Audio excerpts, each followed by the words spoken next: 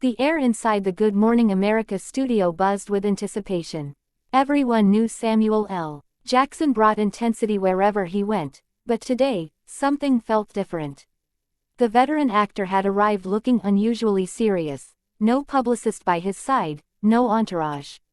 Just Samuel, shades off, in a dark blazer and sharp expression, walking with the same energy that made his characters unforgettable. He was scheduled to discuss his latest political thriller, The Last Stand, a film already igniting cultural conversations across the country. The plot, centering around a retired general uncovering political corruption in high places, was striking nerves in Washington and Hollywood alike. Many critics praised the movie's unflinching honesty. Others said it was too volatile, too provocative. Naturally, the producers at GMA saw an opportunity for buzz and ratings. George Stephanopoulos, calm as ever, greeted Jackson with his trademark professionalism. "Samuel, welcome back. It's always good to have you." Jackson nodded, his voice steady but loaded. "Appreciate it, George. Let's get into it." For the first few minutes, the conversation unfolded as expected. Jackson spoke about the film's production, the parallels between fiction and reality, and his desire to make art that mattered. But as soon as Stephanopoulos shifted gears, the temperature in the room began to rise. "Now Samuel," George said, adjusting his papers, "some critics say The Last Stand leans too far into political messaging, particularly in how your character calls out the media and government institutions. Do you worry it might be too divisive?" There it was, the spark. Jackson leaned forward slightly, squinting. "Divisive," he repeated, his voice already starting to climb. "Let me ask you something, George, what's more divisive? A movie that points out corruption?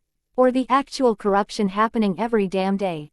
Stephanopoulos tried to interject, but Jackson was just warming up. "You got the media doing soft interviews with crooks in power like they're on a book tour," Jackson continued, voice rising. "Meanwhile, folks out here getting locked up for petty stuff, losing their homes, getting shot in the streets, and we're supposed to worry about whether a movie is too divisive." The studio tensed. Crew members exchanged glances. This wasn't on the teleprompter. "I'm just playing devil's advocate," George said, attempting to de-escalate. "Many believe the media has a duty to present things objectively." "Objectively," Jackson snapped, now sitting forward, hands gripping the edge of his chair. "You call this objective? You call it journalism when you got politicians lying through their teeth and no one calls it out on live TV. You think I don't notice how interviews get cut when things get real?" His voice was sharp now, echoing in the quiet space between cameras. Stephanopoulos maintained his composure, but the sweat on his brow gave him away. "Samuel, we try to give all sides an equal." "Equal," Jackson interrupted. "Man, stop. There ain't equal sides to racism. There ain't equal sides to injustice. If you're giving airtime to lies and calling it balance, then you're part of the problem." Viewers across the country sat glued to their TVs and phones. Social media exploded. Tweets, clips, and commentary flooded the internet in real time. Hashtags like #Jackson on GMA and #Samuel Speaks Truth began trending before the segment even ended. Jackson's voice boomed now. "The truth isn't neutral, George. It doesn't need to be. The truth burns. That's the point." Stephanopoulos, stunned but still clutching the reins of the show, tried one last time. "We want to have honest conversations, Samuel, but we also want to respect the audience." Jackson stood up abruptly, pulling off his microphone. "You want honest? Then stop sugarcoating reality. Stop acting like we can both sides our way through every crisis. People are dying while y'all try to make everyone feel good over coffee." Without another word, he turned and walked off set. The camera caught a final glimpse of his back as he disappeared behind the stage curtain. Inside the studio, no one said a word. George looked directly into the camera and gave a tight, controlled smile. "We'll be right back after this." But the moment was already out in the wild, uncensored, raw, and viral. In the span of just 5 minutes, Samuel L. Jackson had flipped the script on morning television, and ignited a cultural firestorm that no commercial break could contain.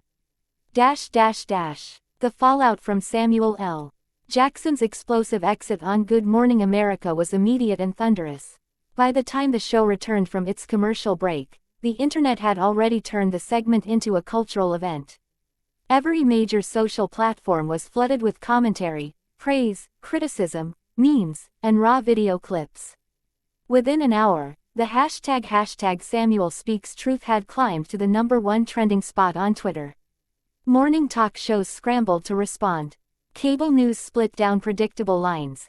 MSNBC hosted a panel dissecting Jackson's comments, praising his courage and authenticity. Fox News called it an unhinged rant from a pampered celebrity. CNN took the middle ground, airing the segment with commentary from media analysts and political figures debating whether Jackson had crossed a line, or simply shattered the comfort zone of mainstream television. But Samuel L. Jackson himself, silent. No tweets, no press statement, not a word from his agent, his publicist, or his inner circle. That silence, paradoxically, spoke louder than words. It gave his fans room to speak for him, and they did, in droves. Clips of the confrontation were reposted with captions like, "This is why we love Sam, no lies detected," and, "The only one willing to say it out loud." Activists and community organizers praised Jackson for doing what they called a controlled detonation of the media comfort complex. Even young TikTok users, who normally didn't watch morning television, were reposting the clip with breakdowns of his quotes and passionate reactions. By midday, The View, The Daily Show, and even The Breakfast Club were covering the incident. Joy Reid invited media experts onto her show to discuss the broader implications of Jackson's comments. "He didn't just rage," Reid said.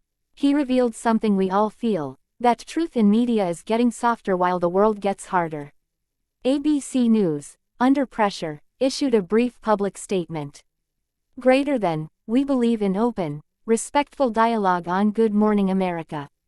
While emotions ran high today, we thank Mr. Jackson for his perspective and his candor."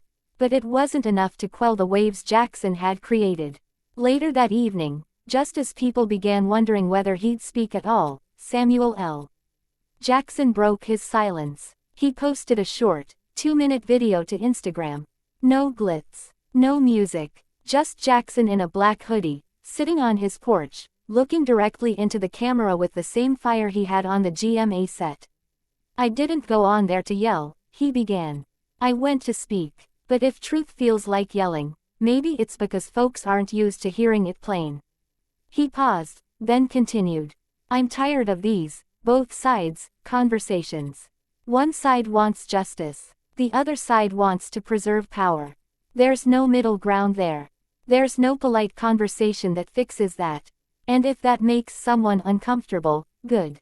Comfort has never changed the world." The post amassed 12 million views within 8 hours. The next day, the New York Times published an op-ed titled, "Samuel L.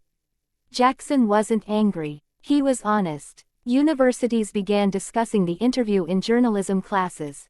Media scholars pointed out that Jackson had, perhaps unintentionally, initiated a broader reckoning on how the press handles truth versus performance. Meanwhile, Jackson's film The Last Stand saw a dramatic 40% spike in ticket pre-orders. But Jackson refused to treat the moment as a promotional stunt. "This ain't about a movie," he said in a follow-up appearance on a podcast hosted by Trevor Noah. "This is about the gap between what we see and what we say. That gap is killing people. And I'm not gonna smile through that." George Stephanopoulos, for his part, remained quiet. According to behind-the-scenes sources at ABC, he was personally rattled, and reportedly requested that future interviews with controversial figures be more tightly managed. But that internal memo leaked too, and only fueled the perception that GMA had tried to contain a man who refused to be packaged. In the weeks that followed, the clip of Jackson's confrontation became more than viral, it became iconic.